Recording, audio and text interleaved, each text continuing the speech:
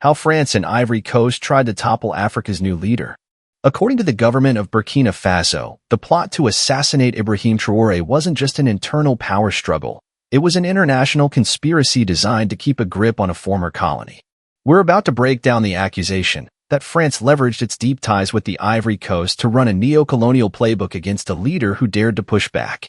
This isn't some story from a dusty history book. The government in Ouagadougou claims a silent war is being fought right now in the heart of West Africa. It's a battle for the soul of a continent, putting a new wave of African leaders against the old guard. The target? A 34-year-old army captain who became the world's youngest leader. His alleged crime? Demanding real, undiluted sovereignty for his people. What you're about to hear is a story of betrayal, espionage, and a fight for freedom that has been happening in the shadows. It's a story pieced together from official government speeches, leaked intelligence reports, and the undeniable political currents shifting across the globe.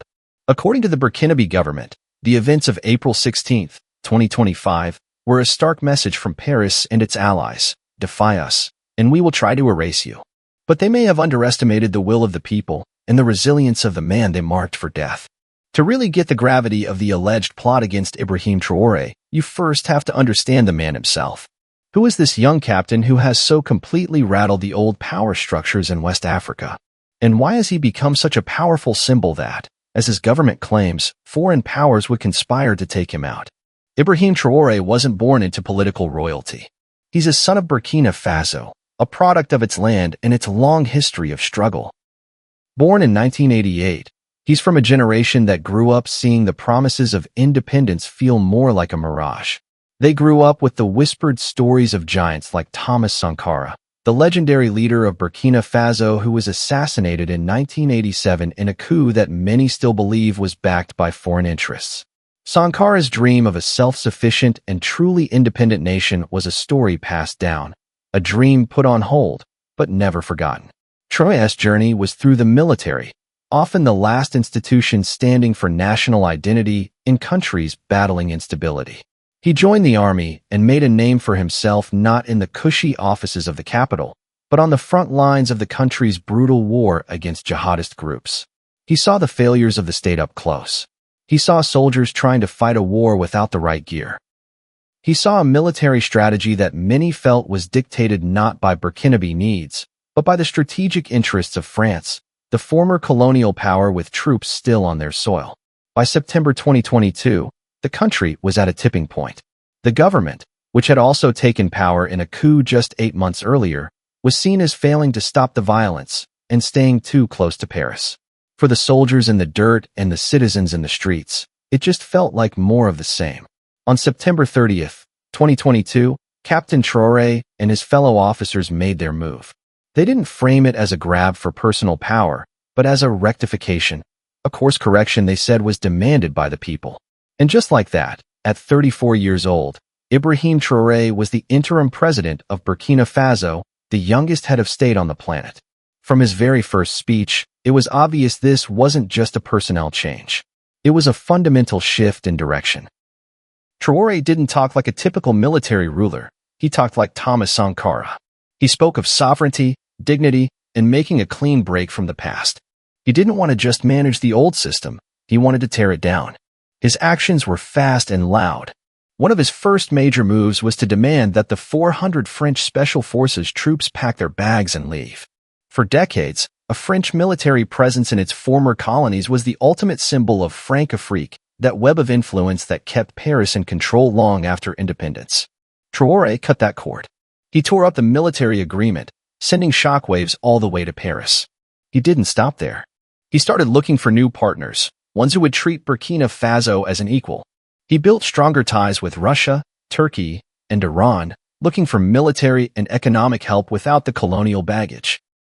He became a fierce critic of the CFA franc, the currency tied to the euro that many see as a tool for draining wealth from Africa to the French treasury.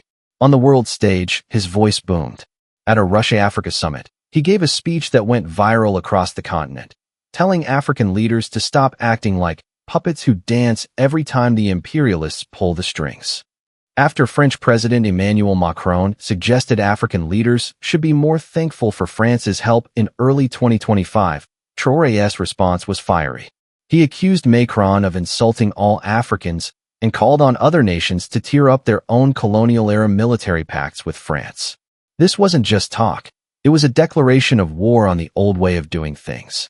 Traoré wasn't just Burkina Faso's leader. He was becoming the face of a youth-led, continent-wide movement demanding a second independence. In the halls of power in Paris and among its closest African allies, this made him a target. He wasn't a problem to be managed. He was a revolutionary. And history has a grim track record for African revolutionaries who challenged the system. Traoré's vision was never just about Burkina Faso. He understood a truth that Pan-Africanists before him learned the hard way. A single nation, especially a small one, can't stand alone against the weight of global powers. Real sovereignty, he believed, required unity. It required a new bloc, built on the shared destiny of the Sahel's people. This idea gave birth to his most daring move yet, the Alliance of Sahel States, AES. On September 16, 2023, Burkina Faso, Mali, and Niger signed a charter creating the AES. On paper, it's a mutual defense pact. An attack on one is an attack on all, requiring the others to jump in with military force if needed. But if you only see the AES as a military club, you're missing the point entirely. Look at the context. All three founding members were led by military governments that had kicked out their pro-Western predecessors. All three had cited the failure to stop jihadist violence as their reason. And, crucially, all three had expelled French troops. They were the outcast states, suspended from the French-backed regional body ECOWAS, which had even threatened to invade Niger to restore its ousted president. The AES was a direct answer to that pressure. It was a shield. It was them saying to the world, if you come for one of us, you're coming for all of us. But the vision went way beyond defense. It was meant to be the start of a future confederation, a new power bloc. In January 2025, the three nations officially withdrew from ECOWAS, the very organization they had helped found. It was a political earthquake, a declaration of independence from the post-colonial order. And the ambitions of the AES are massive. They've laid out a roadmap for deep integration, announcing plans for a 5,000-strong joint military force and a joint biometric passport to let their citizens move freely. While these are huge, complex projects still in their early stages as of mid-2025, the intention is crystal clear.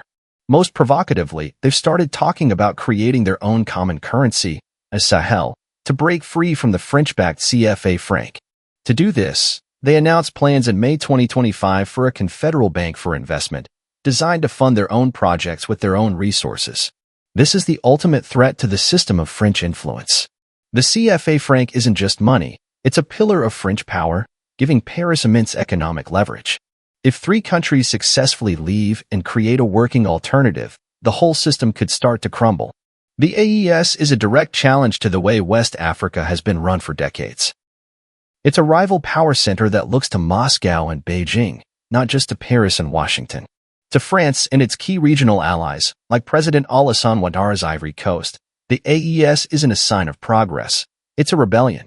And as the alliance gained momentum, the sense of urgency to stop it grew. To kill the movement, you'd have to cut off the head of the snake. And according to the government in Ouagadougou, that's exactly what they tried to do. The night of April 16, 2025, was supposed to be the end of Ibrahim Traoré's revolution. According to the chilling account later released by Burkina Faso Security Minister, Mahamadou Sanaa, it was the date for a carefully planned attack meant to shatter a nation. The narrative that emerged from Burkinabe intelligence paints a picture of a classic destabilization plot, allegedly involving internal traitors and their foreign backers. The plan, as described by the authorities, was a symphony of chaos. The main event was to be a direct assault on the presidential palace to assassinate Captain Traoré. At the same time, terrorist groups were meant to launch coordinated attacks across the country. The goal was devilishly simple: create so much chaos and bloodshed that the government would collapse, paving the way for a new regime or even some kind of foreign supervision that would end Burkina Faso's experiment with sovereignty. This was no last-minute plan. Burkinabe officials claimed their intelligence services had been tracking it for weeks.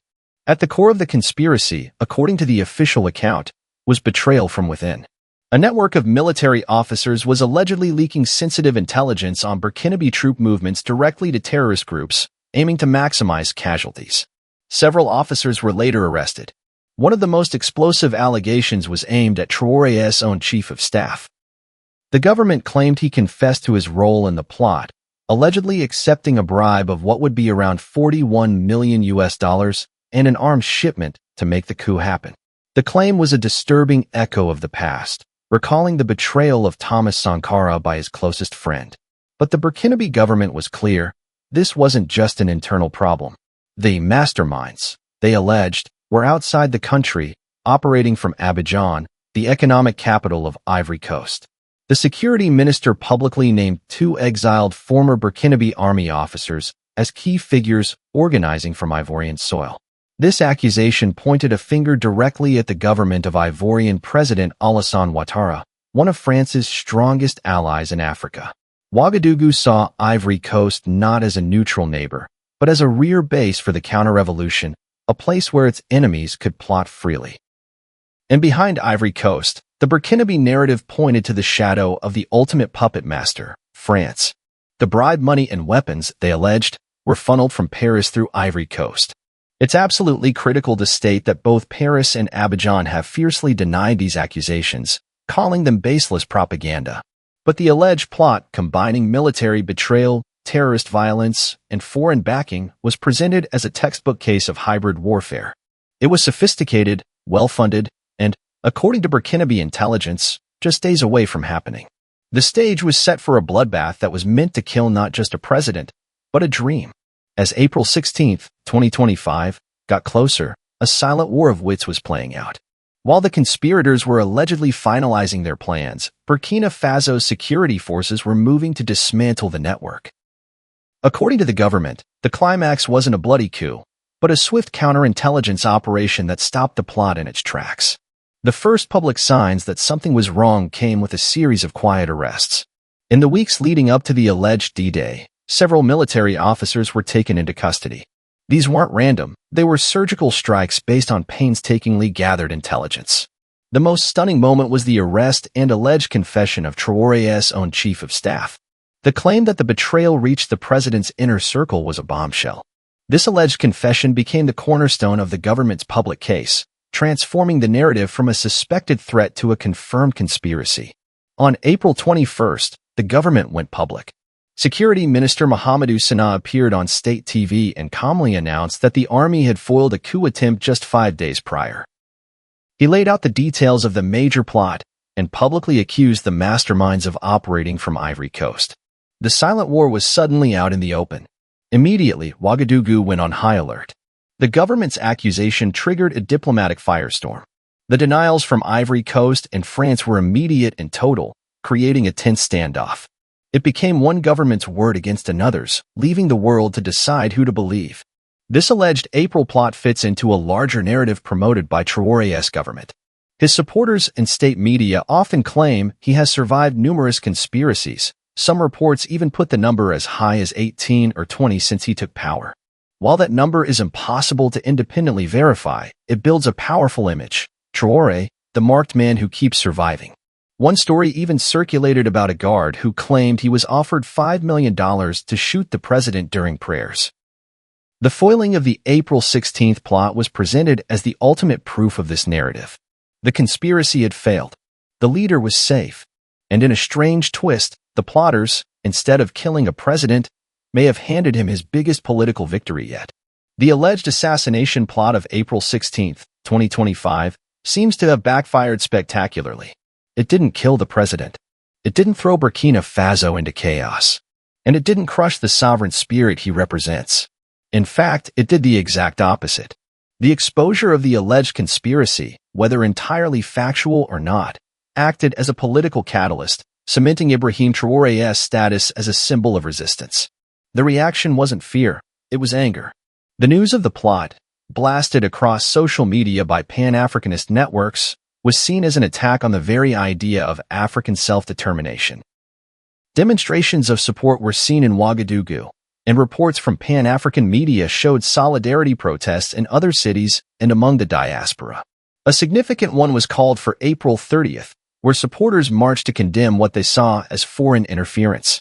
Protesters burned French flags and held signs denouncing the leaders of Ivory Coast and France as enemies of Africa. It was a raw, organic outpouring of support. This wave of support strengthened Traoré's hand at home, framing him as the nation's defender. Any internal opponent could now easily be painted as a traitor. Geopolitically, the fallout drove the three members of the Alliance of Sahel states even closer. Traoré had already warned that foreign powers were trying to break the bloc's unity. The alleged plot served as his proof. The alliance was now bonded by a shared threat. Tensions between Burkina Faso and Ivory Coast hit rock bottom, creating a deep rift between the two neighbors. And in a move widely seen as retaliation, Ivorian President Ouattara reportedly blocked Burkina Faso from taking its turn to lead a regional economic union in July 2025. For France, the episode was a PR nightmare, regardless of the truth of the allegations. The claims themselves reinforced a perception many on the continent already hold, that France still meddles in its former colonies. It poured fuel on the fire of anti-French sentiment that had already seen its military pushed out of the Sahel. In the court of public opinion across much of Africa, the narrative was simple: France got caught. The alleged plot didn't restore the old order. It may have sped up its decay. It served as a wake-up call, a brutal lesson in the price of real independence. The story of April 16th became a modern fable for a new generation of Africans. Sovereignty isn't given, it's taken, and it must be fiercely defended. The attempt to make Ibrahim Traoré a martyr may have made him a living legend instead. So what are your thoughts on all this? Is this a modern-day fight for independence, a clear case of neo-colonial meddling? Or is it a savvy political move by a government to rally support and sideline its opponents? We want to know what you think. Drop your perspective in the comments below.